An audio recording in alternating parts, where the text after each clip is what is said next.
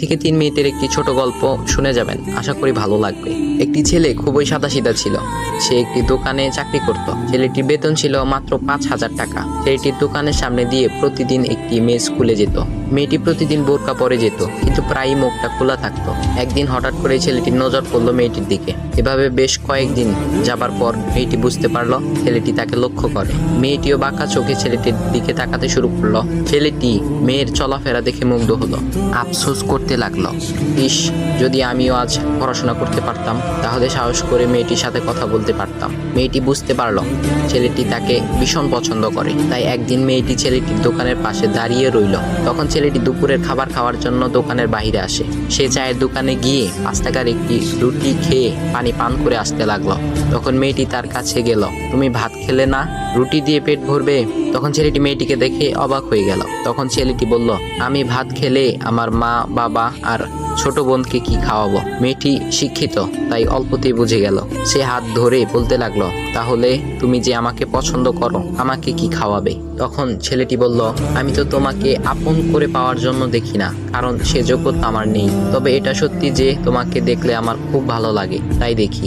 মেয়েটি ছেলেটির কথা শুনে চোখের পানি ধরে রাখতে পারলো না। সে বুঝে গেল ছেলেটির চরিত্র ও ভাবনা অনেক সুন্দর। সেদিন মেয়েটি চলে গেল।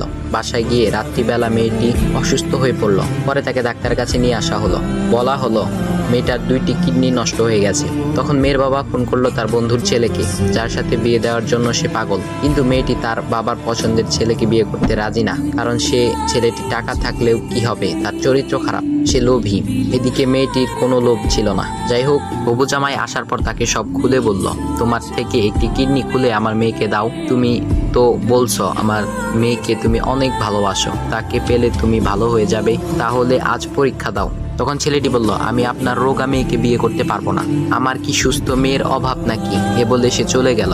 বাবা তখন কেঁদে কেঁদে মেয়ের কাছে সব খুলে বলল। মেয়েটি বলল, বাবা তুমি কেঁদো না, একটা পথ এখনো আছে, আমাদের সামনে মোড়ে বড় একটা দোকান আছে না, তুমি সেখানে যাও। সেখানে যে তাইয়ুব নামের একটা ছেলে আছে, তাকে নিয়ে আসো, আমার কথা বলো। তখন মেয়েটির বাবা ছেলেটিকে নিয়ে আসলো। মেয়েটিকে দেখে ছেলেটির চোখ ভিজে পানি পড়তে লাগলো, কারণ মেয়ের বাবা তাকে সব খুলে বলেছে। তখন ছেলেটি মেয়েটিকে বলল, তুমি আমাকে একটা কিডনি দিবে? ছেলেটি বলল, কিডনি দেবার জন্যই আমি এসেছি। মেয়েটি তাকে বলল, তুমি কি চাও? ছেলেটি বলল, তুমি সুস্থ হয়ে আমার দোকানের সামনে দিয়ে যাবে, আর দূর থেকে আমি তাকিয়ে দেখব, এই অনুমতিটুকু চাই। কথা শুনে মেয়েটিও ও তার বাবা তাদের চোখের পানি ধরে রাখতে পারলো না। অবশেষে মেয়েটি বিছানা থেকে উঠে ছেলেটির 2 পা জড়িয়ে ধরে বলল, এ জীবনে তোমার